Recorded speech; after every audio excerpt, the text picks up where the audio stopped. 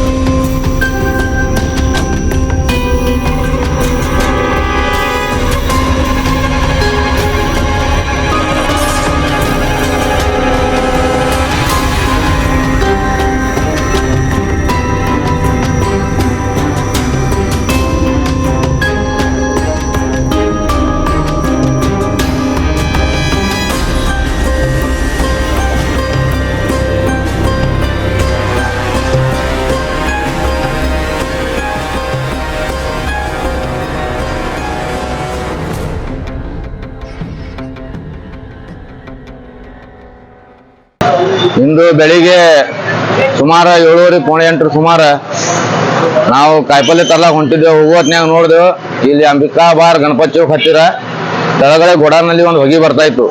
ಆ ಹೊಗೆ ಬರೋದು ನೋಡಿ ನಾವು ಮತ್ತು ನಮ್ಮ ಮಾಜಿ ಮೆಂಬರ್ ಅವರಾದಂಥ ಅಶೋಕ್ ಬೆಲ್ಲದವರು ಇಬ್ಬರು ನಿತ್ಯ ಕೇರಿಂದ ಎಲ್ಲ ಮಂದಿ ಸೇರಿಸಿ ಆಜು ಬಾಜು ಅಂಗಡಿಯವ್ರಿಗೆ ಫೋನ್ ಹಚ್ಚಿ ಕರೆಸಿ ಕೇರಿಂದ ಹಿಂಗೆ ಬೆಂಕಿ ಹತ್ತಿದ್ದತ್ತೆ ಕರೆದು ಅವರಿಗೆ ಹೇಳಿ ಮತ್ತೆ ಫೈರ್ ಗಾಡಿಯವರಿಗೆ ನಮ್ಮ ಮಾಜಿ ಮೆಂಬರ್ ಆದಂಥ ಅಶೋಕ್ ಬೆಲ್ಲದವ್ರು ಫೋನ್ ಹಚ್ಚಿ ಅವರು ಎಲ್ಲ ಓಡಾಡಿ ಇದು ಮಾಡಿದ್ದಾರೆ.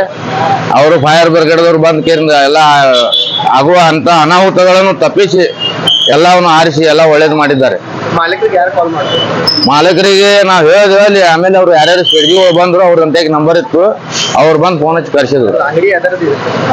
ಏನು ಪ್ಲಾಸ್ಟಿಕ್ ಡಬ್ಬಿ ಗಿಬ್ಬಿ ಟಿಫಿನ್ ಡಬ್ಬಿ ಅವು ಮಾರುವರು. ಇನ್ನಷ್ಟು ಹೆಚ್ಚಿನ ಸುದ್ದಿಗಾಗಿ ನಮ್ಮ ನ್ಯೂಸ್ 11 ಕರ್ನಾಟಕ ಚಾನೆಲ್ಗೆ ಲೈಕ್ ಮಾಡಿ, ಶೇರ್ ಮಾಡಿ, ಸಬ್ಸ್ಕ್ರೈಬ್ ಮಾಡಿ.